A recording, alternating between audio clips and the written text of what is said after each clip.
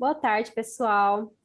Eu e o Hugo vamos apresentar para vocês um seminário referente ao tema de liofilização. O objetivo dessa apresentação é que vocês possam compreender as definições e aplicações do processo de liofilização em farmácia, as vantagens e desvantagens do procedimento, o diagrama de fases da água, o processo de liofilização em si, como suas etapas e fundamentos, e os equipamentos diversos disponíveis no mercado. Então, o processo de liofilização, gente, é um processo de secagem que o produto tem que ser congelado e aí, posteriormente, ele é submetido a um alto vácuo para você retirar a maior parte do solvente que é encontrado nessa matriz. 90% desse solvente é a água e você consegue fazer o processo de remoção através da sublimação. A sublimação, ela ocorre quando a água está no estado sólido e é convertida diretamente em vapor, sem passar pelo estágio intermediário de físico de líquido. Essa imagem, ela explica as características físicas, os estados físicos da água, né? A fusão acontece quando ela passa de um estado sólido para o líquido, a evaporação do líquido para o gasoso para o líquido é condensação e do líquido para o sólido, solidificação. E nesse meio termo, você tem entre o sólido e o gasoso o processo de sublimação. Todas essas variações físicas, elas acontecem com o emprego de energia que provoca a excitação das moléculas. Então, você tem uma quantidade adequada de temperatura para você alcançar esse processo. A atividade de água, ela é definida por essa fórmula aqui, que explica o AW, sendo o coeficiente de atividade de água, igual a A, que é a atividade, dividido por P, que é pressão de vapor d'água no produto, dividido por P0, que é a pressão de vapor d'água pura, igual à porcentagem de umidade relativa do produto, que é um estado de equilíbrio, em que ele não vai ganhar e nem perder umidade para a atmosfera. Por que é importante compreender essa fórmula e esses conceitos de atividade de água? Justamente porque a água, quando ela está em qualquer produto, ela propicia reações químicas, reações físicas, reações de deteriorização. Então, as características finais do produto, as características de conservação, de segurança, de um produto mais adequado, tem relação direta com a atividade da água presente nele. E o processo de liofilização, ele visa justamente isso, retirar essa água para poder minimizar que, se fosse uma solução, acontecesse processo de deteriorização. Pode passar. Então, esse slide ele explica exatamente o que já tinha sido falado, esse processo da atividade da água é importante para poder determinar a qualidade e segurança final do produto, bem como a estabilidade e o tempo de conservação do produto em si, do nosso fármaco, no caso. Pode passar. A gente tem algumas aplicações aqui mencionadas na indústria química e farmacêutica. A liofilização, qual que é o objetivo dela sendo empregada dentro da indústria química e farmacêutica? É uma técnica para remover água, a gente já mencionou. Só que é uma técnica que não emprega o calor diretamente, ela é uma técnica de criodessecção. Ela vai utilizar o congelamento. É uma técnica cara e ela é utilizada para remover água total. Ela forma um bolo, um pó seco como produto final. Esse produto ele é mais estável do que uma solução, justamente por conta da retirada da água, a gente inibe esse processo, essa atividade que a água exerceria dentro da nossa matriz. E a gente tem outras vantagens aí, como a redução do peso e do volume, que até é viabilizado em questões de envase, de embalagens de produtos, e ao fato de que essa retirada da água do produto não vai alterar a atividade final dele, você consegue depois fazer a restituição, que é o que acontece com a maioria dos fármacos, então vacinas, antibióticos, etc. Você reconstitui, depois acrescentando água, faz uma homogeneização e a solução volta a ser o que era pronto para o uso. Essa parte aqui do slide mostra todos os empregos possíveis para a liofilização dentro da farmácia. A gente tem antibióticos como a amoxicilina com clavulonato de potássio, é também empregado a técnica de liofilização, procedimento de antitoxinas, enzimas, porque são altamente sensíveis à deteriorização, frações de sangue, cultivos de fungo, hormônios, leveduras, meios de cultivo em geral de células, suspensões virais, bacterianas, tecidos como ossos e peles prontos para transplantes, as vacinas, vitaminas. E é bem interessante pensar nessa parte de tecidos, porque a gente tem o processo de implante dentário, que quando um paciente necessita fazer um enxerto ósseo, o material que é utilizado, ele é liofilizado. Tem esse exemplo aí na imagem do Genix, que é um pozinho que vem numa ampolinha, né, num tubinho, frasquinho. O dentista, ele retira esse pozinho e coloca lá para fazer um enxerto. Esse pó, ele vai se aderir, formar a matriz óssea, reconstituindo no paciente. E depois você consegue fazer um implante dentário. Por isso que o implante é tão caro, justamente porque para ter esse material de enxerto, ele passa por esse processo de liofilização antes. Pode passar. Então, dito tudo isto, esse processo ele tem vantagens e desvantagens. Dentre as vantagens, do produto que você vai liofilizar, independente de qual seja, cada liofilização é específica para cada produto, você vai ter preservação do sabor, cor, nutrientes que vai estar ali empregado, matéria-prima, a forma, ingredientes ativos como probióticos, e o produto é facilmente dissolvido, como aquele já disse, ou ressuspenso, né, por adição de água, também chamado de reconstituição, onde você vai ter o pó e vai, como na vacina, como você tem o pó, você vai, na maioria das vezes, soro fisiológico, faz essa ressuspensão para administrar essa vacina ou injeção. Materiais como soro, plasma, antibióticos, hormônios, culturas, vacinas, anticorpos monoclonais, que estão em alta no caso das vacinas hoje, são liofilizados para maior tempo de conservação e estabilização. Essa estabilização é muito importante na área da saúde, porque evita contaminações, por exemplo, com bactérias, fungos, vírus, porque vai ter um mínimo de água no meio, e sem água esses micro-organismos não se podem proliferar. Também, com essa baixa temperatura empregada, não extrema, claro, evita alterações químicas, por exemplo, substâncias termolábeis, que não pode ter essa variação brusca de temperatura. Perda de componentes voláteis é reduzida ao mínimo, minimiza o peso, que é um grande ganho para a indústria, porque você perde cerca de 60% a 90% do peso do material, e isso você ganha em transporte, você consegue carregar muito mais matéria-prima, por exemplo, em vez de quando ele está hidratado, né?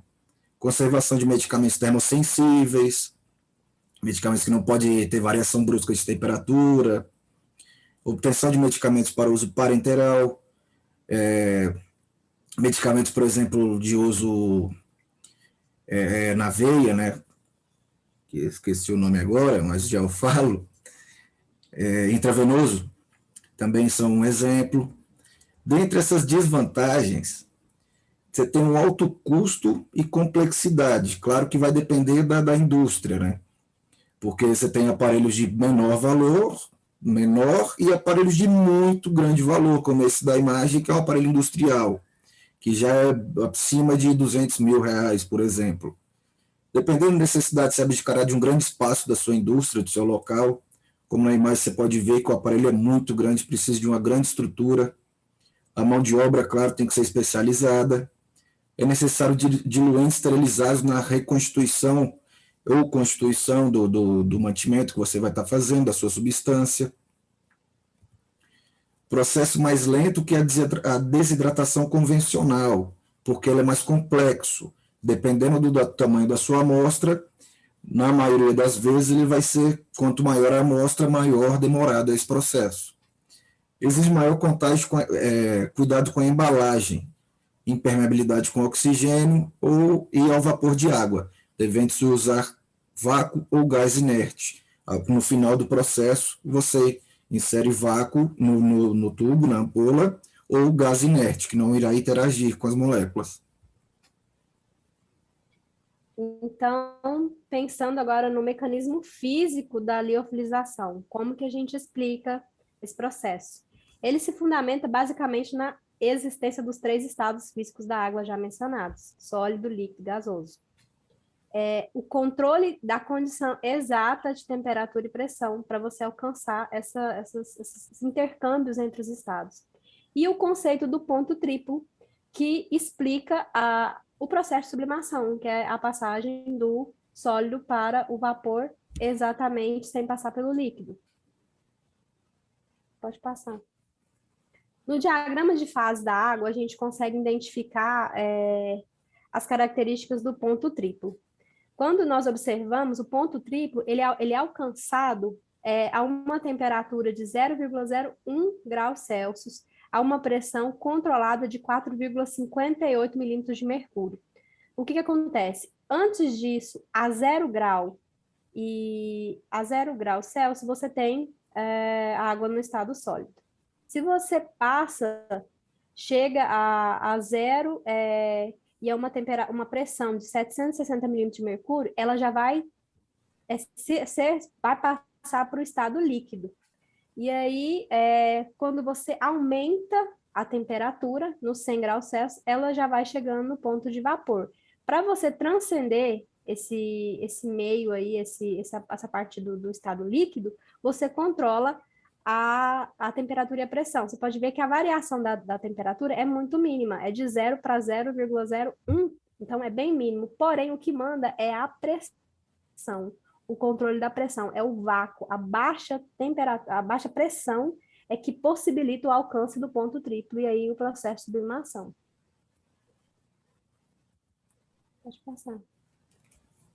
Essa imagem ela vai demonstrar as etapas da liofilização, que são basicamente 4. A gente tem o congelamento, que é uma etapa pré, a secagem primária, a secagem secundária e o processo de selagem.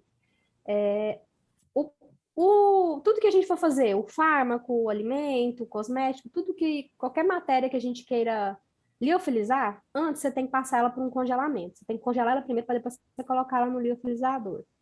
Pode passar, Hugo. Por que a necessidade desse congelamento? Por que essa etapa é tão importante? Porque o produto ele tem que ser congelado de uma forma que os cristais de gelo vão ficar altamente conectados de forma contínua dentro da matriz desse tecido, dessa célula, desse fármaco, desse composto nosso, dessa solução. Então, assim, os poros, eles têm que ter tamanhos iguais, uma distribuição de forma, de conectividade apropriado, não pode variar muito, para você maximizar as taxas de transferência de massa e calor no momento que você vai realizar a secagem primária na próxima etapa. Então, é muito importante isso, para você promover uma maximização do processo. Então, você alcança um rendimento melhor na máquina. Pode passar. Tem a parte da crioproteção, que é empregada nesse processo aí do congelamento. Os criosprotetores, o objetivo deles é reduzir danos durante o congelamento ou descongelamento, secagem dos produtos. A gente tem no mercado aí vários, mas eu peguei só esses exemplos, esses 4, que é o dimetil sulfóxido, glicerol, metanol e etilenoglicol. A função deles é a seguinte, volta o slide anterior para mim. A função deles é proteger esse material nosso de possíveis danos desses cristais de gelo. Microscopicamente falando, a gente consegue identificar de 6 a 7 estruturas de cristais de gelo diferentes. E algumas delas são pontiagudas, pontudas, o que pode fazer com que rompa a estrutura de membranas, promova alterações drásticas na estrutura da célula ou do nosso composto, interage ali, destrói e acaba inviabilizando o processo. Então, você não alcança um produto final do jeito que você queria. Por isso a importância da crioproteção. É empregado em todos os processos de congelamento antes de você passar pela liofilização. Pode passar. O próximo. E aí vem a etapa seguinte, que é a secagem primária. Como que ela funciona? Depois que você congela, você vai fazer o quê? Sublimar. Então, você tem que retirar esse vapor de água que vai estar ali, né? Você congela, você aplica um processo de calor, né, que pode ser por difusão ou convecção, que ele vai entrar nos poros dessa matriz, dessa estrutura porosa ali que criou dentro do nosso produto, e ele vai fazer a sublimação. Esse aquecimento controlado, mediante temperatura e pressão adequada, promove essa sublimação, né? Esses cristais de gelo vão derreter e vão passar para um estado de vapor. E é extremamente importante compreender que esse processo de secagem, ele depende da velocidade de transferência, de remoção dos vapores, do tipo de produto que a gente está falando, do tipo de matriz, se é célula, se tem íons, se tem proteínas, se tem carboidratos, lipídios, tudo que está na constituição dele, e do tipo de solvente também, porque às vezes 90% dos casos é água, mas pode ser que seja outro tipo de solvente que a gente congelou antes. Então, tudo depende antes. Você primeiro avalia o produto que você pretende liofilizar, para depois você estipular as técnicas ideais para essa liofilização. O calor geralmente é fornecido por convecção, condução térmica e, por menor grau, radiação térmica. Vai depender do produto. Pode passar.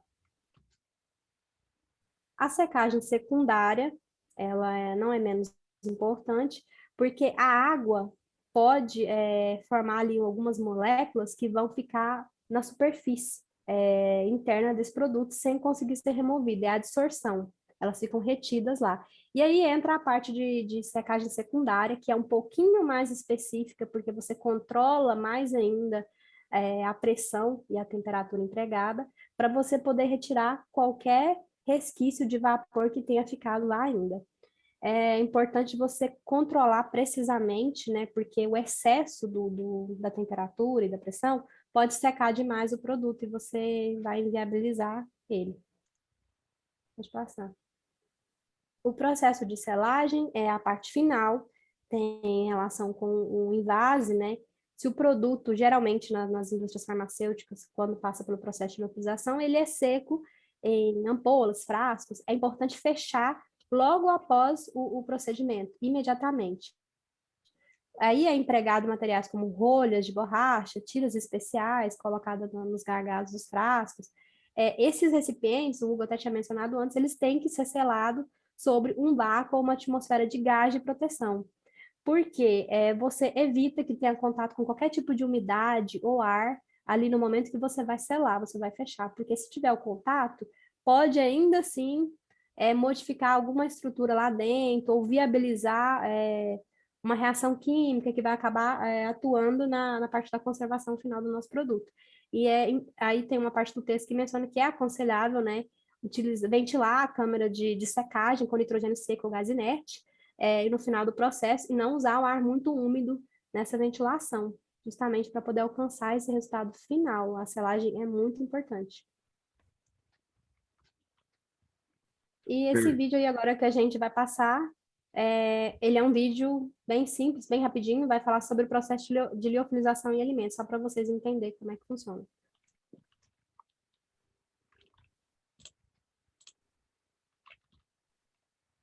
No interior de São Paulo, uma empresa fabrica comidas liofilizadas, muito procuradas por esportistas. Elas são naturais, desidratadas, sem conservantes e sem produtos químicos. A comida liofilizada chama a atenção por ser uma refeição prática. Basta adicionar água para consumir. Veja só. Esta é uma fábrica de comida liofilizada. E você sabe o que é isso? Em geral, os alimentos têm 70% de água. Liofilizar é desidratar o alimento. Este é um prato de estrogonofe normal. Este outro é o mesmo prato, só que liofilizado. Tem um, tem outro. A única diferença é que aqui não tem água. Sem água não tem bactéria. Bem embalado, o produto dura 2 anos fora da geladeira sem se contaminar. Mas não é só isso. O estrogonofe normal, já descontado o prato, pesa 230 gramas. O liofilizado, 100 gramas. significa que é mais barato transportar o produto da indústria até as lojas onde ele é vendido. Ou seja, o custo do frete de peso cai para menos da metade. O engenheiro de alimentos Wellington de Miranda apostou na ideia para um mundo cada vez mais prático. Ele comprou esta fábrica de liofilização em 2012. Ela fica em Araras, interior de São Paulo. A empresa vende a comida liofilizada em embalagens detalhizadas individuais. Eu acredito que a praticidade e com a vida agitada que as pessoas levam hoje, é muito importante que eles cheguem em casa e tenham essa agilidade de ter um produto o mais próximo do natural possível, numa velocidade muito grande. A produção começa na cozinha.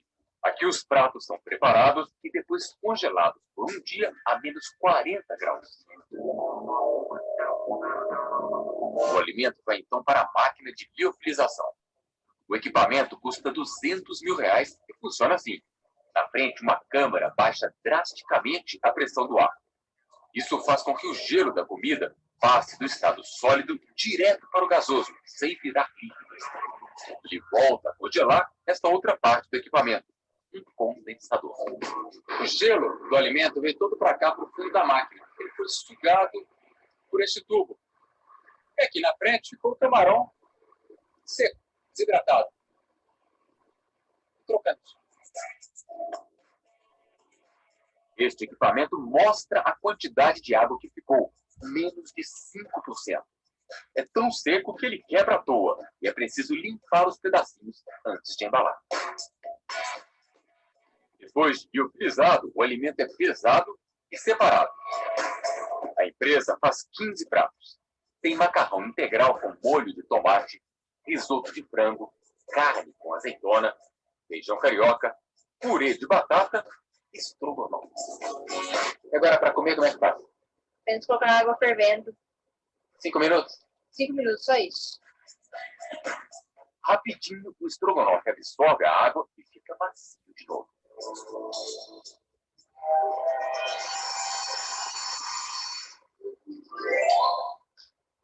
Não tem gosto de comida de astronauta, não. Tá muito bom. Para montar uma fábrica como esta, o empresário calcula um investimento de R$900 mil. Este dinheiro é para 2 máquinas de liofilização, freezers, montagem da cozinha e do setor de embalagem. É a praticidade que faz a comida liofilizada ganhar mercado. O resto é só marketing.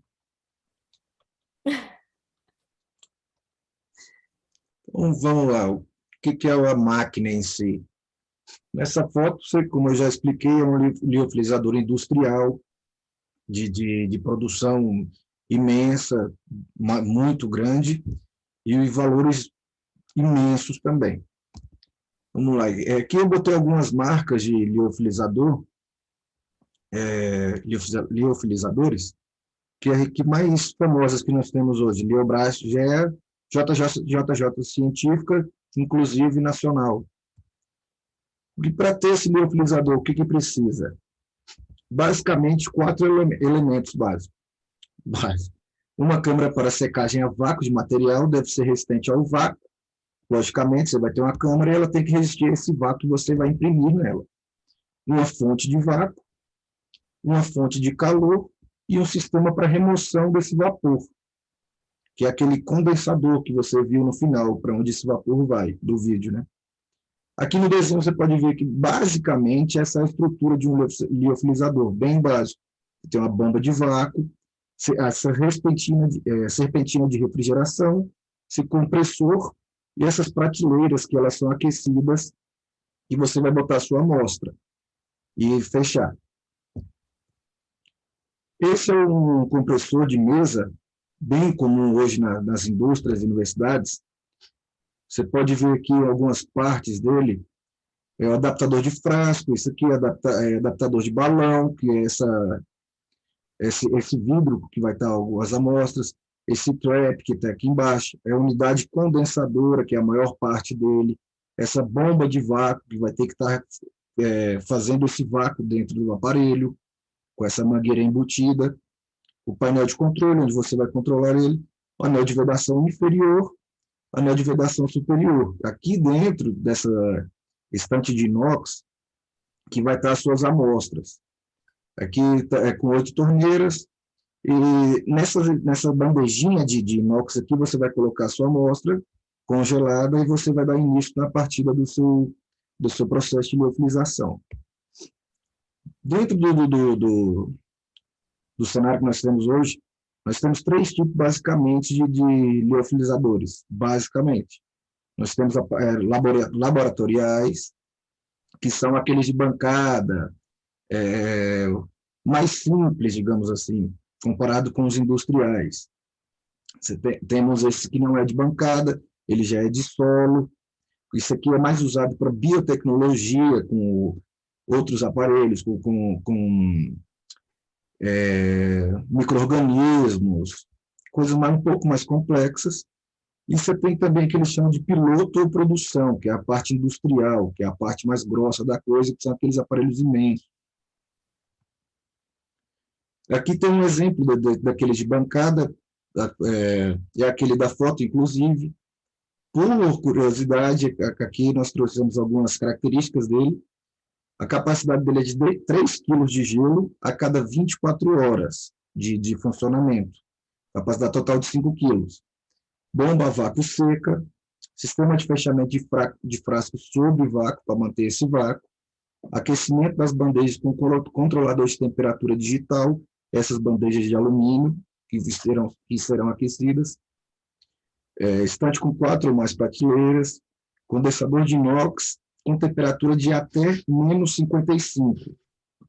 Vale lembrar que os industriais pode chegar até menos 100 graus. Esse já é um liofilizador de solo, já é mais complexo, um pouco maior. Deixa eu abaixar aqui. Específico para liofilização de presença de ácidos ou solventes orgânicos. Então, ele é mais amplo a sua aplicação. Você pode estar usando solventes, ácidos, dependendo, novamente, do objetivo da sua liofilização. Você tem o condensador de ácido com proteção química, que você vai também ser com solventes, capacidade de até 4 kg de gelos a cada 24 horas, total 8 kg. Temperatura de trabalho de até 105 graus Celsius. Bomba a vácuo também, para manter esse vácuo externo muito bem controlado. Vácuo e temperatura sempre tem que estar muito bem controlado e andando juntos os dois. Aqui tem um exemplo dos industriais, desde um menorzinho daquele, que por coincidência é aquele da apresentação do vídeo, esse também é industrial, esse é o Big Industrial, que aqui é a parte de fora dele, aqui para dentro tem todo um maquinário muito grande, várias tubulações. Então, a estrutura básica desse liofilizador, você vai ter a câmara, onde você vai colocar esse produto, que vai ser aquecida nessas bandejas, nessas prateleiras que vão ser aquecidas. Aqui, ligadamente normalmente com um tubo ou mangueira, você vai ter o seu condensador. Essa bomba de vácuo vai estar aderida, acoplada a esse condensador, gerando esse vácuo para ter aquela transformação de líquido, de gelo, para... Esqueci. Sólido para A sublimação, lembrei. Você vai ter esse pulando a parte líquida, a sublimação direta. E aqui você vai ter esse compressor. E esse tudo junto vai estar funcionando simultaneamente, com temperaturas extremamente controladas, vácuo, essa pressão dentro extremamente controlada, sempre andando uma controladamente com a outra, porque uma mínima variação pode danificar esse processo. Aqui tem um videozinho, que inclusive é o CEO daquela JJ, que eu mencionei anteriormente, que ele explica na prática, como a gente não está em laboratório, não temos um desse, ele vai explicar na prática como é que funciona isso.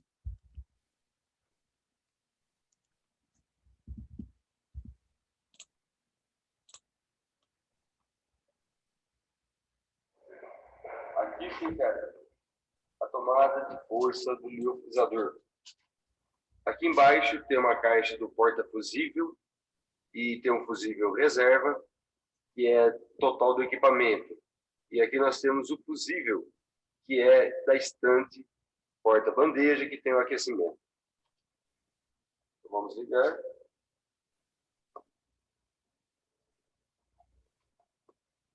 Olha, a princípio, montar o equipamento e as funções é muito simples. Nós vamos conectar o cabo na bomba. Aqui ela tem as voltagens dela, tá? Mas como esse equipamento é 110, ele está em 110 volts. E vamos deixar ligada a bomba, porque o controle da bomba é feito pelo liofilizador, pelo painel de comando. Vamos ligar a mangueira.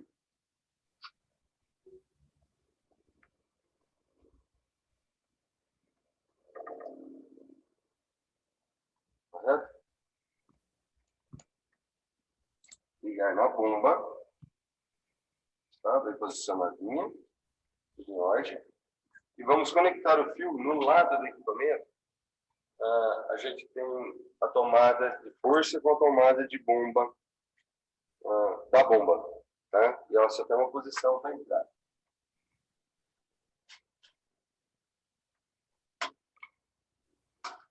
Bom. E sempre observar o nível do óleo, tá? E, tá vendo a claridade? É sempre um óleo bem clarinho. Toda vez que ele tiver um óleo já leitoso ou escuro, bom é trocar o óleo da bomba, porque já está um óleo já bem usado, correto? Vamos lá, a gente vai pegar a base. Tá vendo? Aqui tem os encaixes do pé, a marcação da frente. Então, nós vamos colocar essa guarnição no base frente. Certo? Bem colocadinho. Aí nós vamos trazê-lo e colocar sobre o equipamento, ele virado para frente. Pronto, tem o centro, ele não tem como sair fora do centro.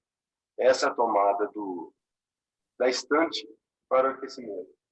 Então, agora nós vamos colocar a estante. A parte da frente, tá? Nós vamos colocar um pouquinho do lado aqui, ó.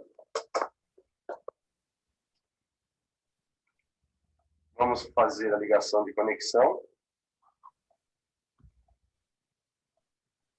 Pronto.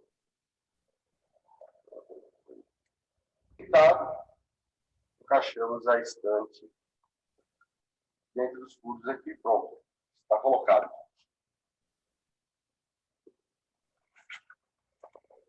Depois nós temos a campânula, tá? Que vai ser colocada no equipamento. Pois, nesse momento, antes de fazermos essa parte, nós vamos ligar o equipamento.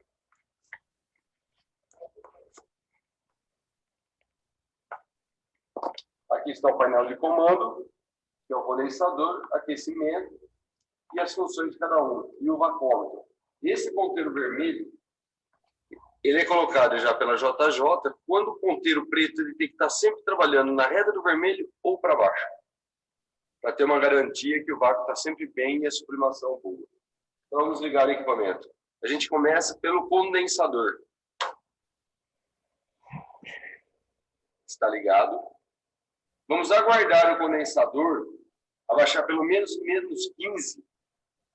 Quando ele estiver chegando já a -15, pode começar a querer abastecer as prateleiras, tá?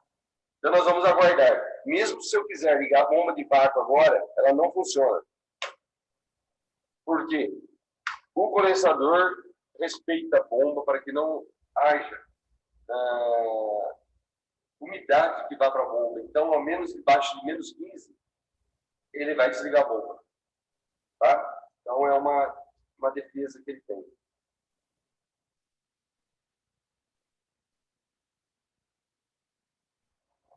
Então, esse processo teve que começar a homogeneização do fluido dentro do condensador. Ele vai levar na faixa de uns 10 minutos para começar, e ele começa a vir rápido a temperatura. Quando chegar a -15, a gente já pode ir no freezer, pegar as bandejas já congeladas para abastecer o liofilizador. Então, a gente vai esperar chegar a menos 15. Agora ele vai rápido.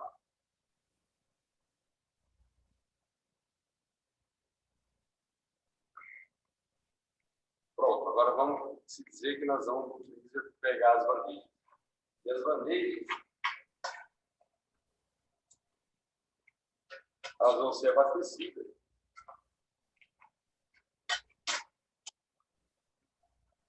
na estante. Uma coisa importante saber que esse liofilizador ele tem que trabalhar com as 3 bandejas. Tá? Ele não pode trabalhar, não pode ser funcionado.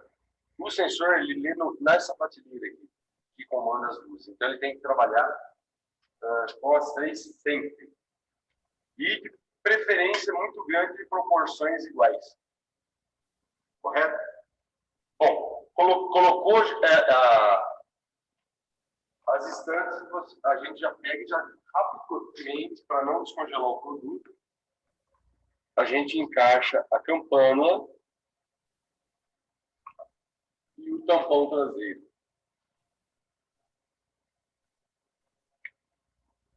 Correto?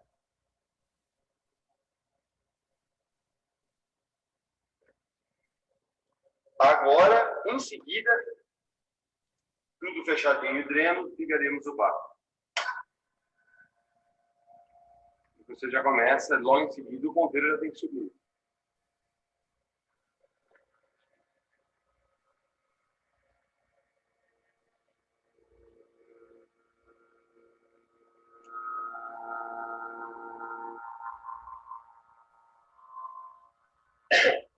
Depois de 1 hora que ele tiver colocado, o vácuo já baixou aqui, ó.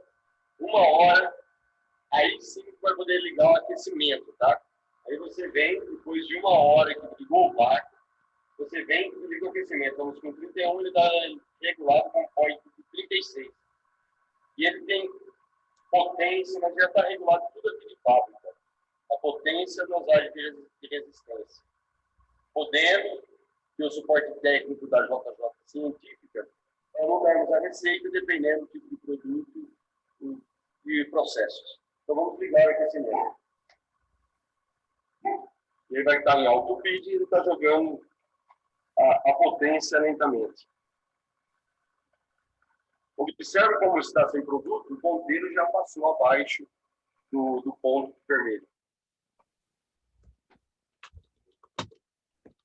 A partir de agora é só propaganda também. Depois disso, ele vai desligar o aparelho, vai tirar o vácuo. Primeiramente, tira o vácuo, como pensando que se fosse uma panela de pressão. Ele tira esse vácuo, a pressão, e para a gente poder tirar essa substância que você está trabalhando, esse material que você trabalha. Então, você tem a bomba, a redução de pressão e o condensador logo embaixo, que acho que eu não falei, ele é para retirar essa água no estado de vapor, que vai diminuir essa umidade para ter o total controle dessa reação. E aqui, Kelly, se quiser falar alguma coisa no final. Não, só isso mesmo. Algumas referências aí que a gente utilizou para construir nossa apresentação. E é isso. Obrigada, pessoal. Obrigado.